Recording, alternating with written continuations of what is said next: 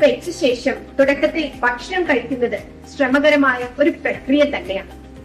എങ്ങനെ നമുക്കത് പരിശീലിക്കാം? ഭക്ഷണം ചവയ്ക്കുമ്പോൾ 2 വശങ്ങളിലെയും അണപ്പല്ലുകൾ ഒരുപോലെ ചവയ്ക്കുക. ഇതുവഴി സെറ്റുപല്ലിൽ എല്ലായിടത്തും തുല്യമായ സമ്മർദ്ദം ചെലുത്തപ്പെടുകയും തെറ്റുപല്ല് തെന്നി വീഴാതിരിക്കാൻ സഹായിക്കുകയും ചെയ്യുന്നു.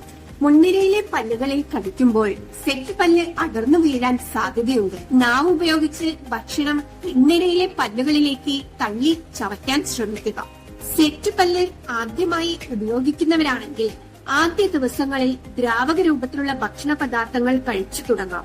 പിന്നീട് പതിയെ സോഫ്റ്റ് ഡയറ്റിലേക്ക് കടക്കാം. ഇടയ്ക്ക് മുറുക്ക്, ബിസ്ക്കറ്റ്, ചിപ്സ് പോലെയുള്ള കട്ടിയുള്ള ഭക്ഷണ പദാർത്ഥങ്ങൾ ചെറിയ കഷ്ണങ്ങളാക്കി കഴിച്ചു പരിശീലിക്കാം. ഒരുപാട് വലിയ പീസും ഫോഴ്സ്ഫുള്ളിയുള്ള ചവയ്ക്കലും ഒഴിവാക്കുക. ഇത് ഭക്ഷണം തൊണ്ടയിൽ പോയി കുടുങ്ങാനോ ചിലപ്പോൾ സെറ്റുപല്ല് പൊട്ടുന്നതിനോ കാരണമായേക്കാം.